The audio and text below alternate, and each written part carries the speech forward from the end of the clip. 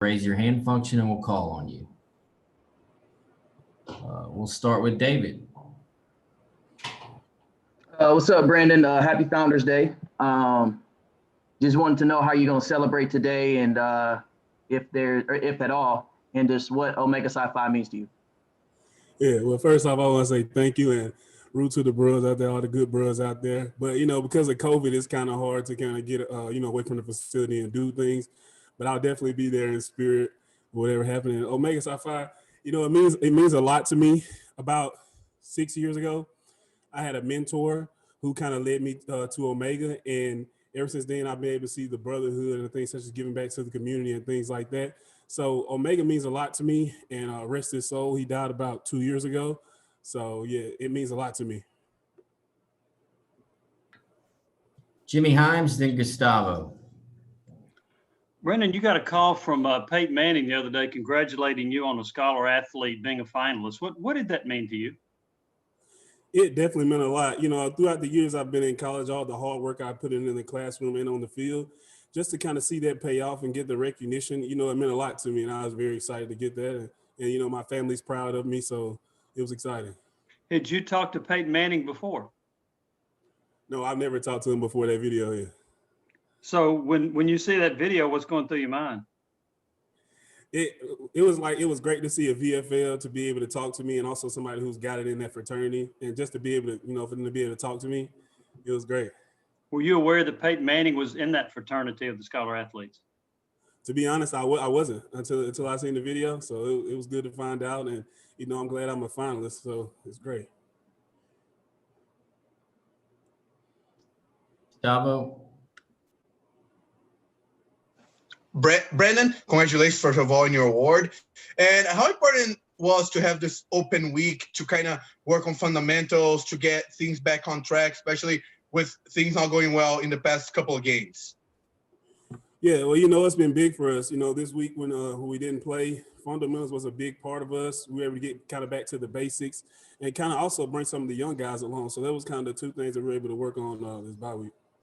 And how sad it is to not be able to play at Inland Stadium in the month of November. The first time since 1891. How much you guys going to miss playing at home in this crucial moment in the SEC? Yeah, we definitely going to miss it. Anytime you get to play at Neyland, it's always a fun time. But, we also got to focus on what we need to do to win as well. We'll go to Vince, then back to Jimmy. Brandon, couple things Brandon, couple things one at a time. First, how did you find out that you guys weren't going to play against Texas A&M? Did you find out on social media, team meeting? How did you find that out? Well, we kind of found it out right before practice. So once we found that out, we adjusted on the fly and we were able to, get things going and kind of focus on fundamentals like I talked about earlier. So that's kind of how we adjusted. And did you have an opportunity during this unexpected open week, do you think, to maybe come together as a group of five and try to get some chemistry, some camaraderie with a unit of five working extra reps together? Yeah, most definitely. Anytime you have a week like this is where you have time to kind of talk about some of the things that you wouldn't be able to talk about in a normal week, such as technique, kind of how the guy next to you works. And so it was a great week to do that. And, we kind of got back to the fundamentals, like I said, yeah. Brandon, have you guys been able to pinpoint why you have not played quite as well in the second half? You've had some really good first halves, including Arkansas and including Georgia. What's happened in the second half? Do you know? For me, I would say the biggest thing when we watch film is execution. I mean, that's the biggest thing, as far as being able to do our job and our assignment, play in and play out, that's the biggest thing. So actually during the bye week, that's kind of one of the things that we focused on and harped on the most. So I would say execution would be the biggest thing. And you talked about some of the young guys coming along. Tell me what the quarterbacks have looked like in practice over the last week or so. Yeah, well, because of the bye week, they got a lot of opportunities, and I think they're coming along, progressing mentally and also physically. But I think they've been pretty good. We'll go to Blake. Yeah, Brandon, kind of following up on Jimmy's question there. You mentioned the open week was good for some of the young guys. Who were some of those young guys that impressed you last week? Yeah, well, some of the guys like Malachi Wyman, Jimmy Holiday, Jimmy Callaway, some of those young skill players, they've came along and they're progressing as well, learning the plays and, just balling out. What do you like about those guys, those receivers you mentioned there? What kind of catches your eye about them? Well, the one thing I say is they're able to, make explosive plays. So that, that's great to have in an offense. And that's kind of what I see them bring to the table.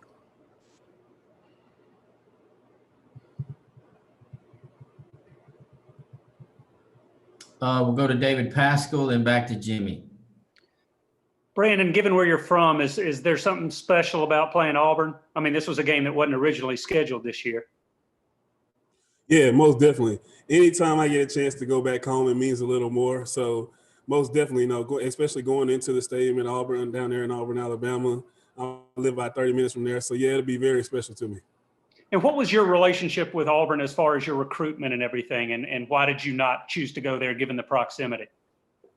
Yeah, well, in the recruiting process, it came down to 3 schools, Alabama, Auburn, and Clemson. And, Alabama just got the edge because I felt, if I go there, I can learn under Nick Saban and kind of win a championship. So that was kind of the 2 things that kind of led me to go there. Yeah.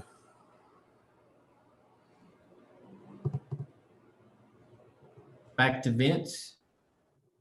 Brandon, what's your outlet outside of football when you're, say, in this open week and you're away from the facility and you need to kind of get a mental rest? What's that look like for you, separating for football for even a short period of time?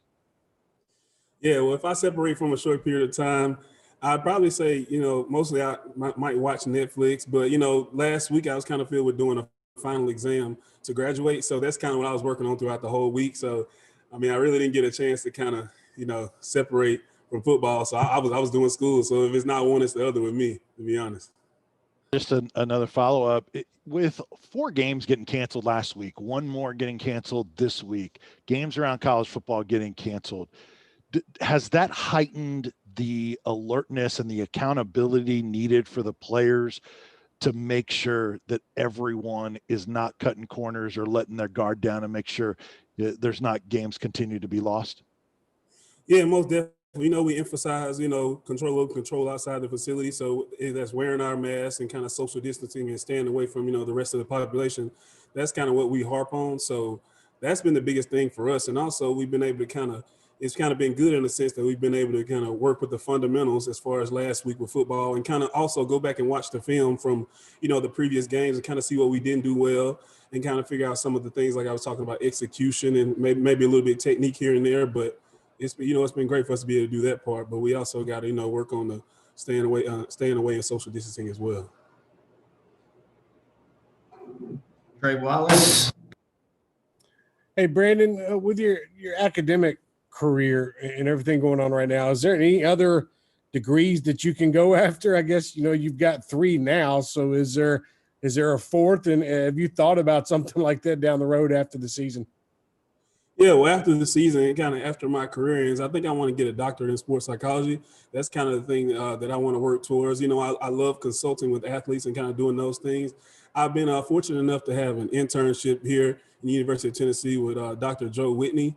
And, we're able to work through different scenarios as far as helping athletes and I kind of just pick his brain. And that's what I've been doing, throughout the season. So it's been great. And I'm fortunate to have that opportunity.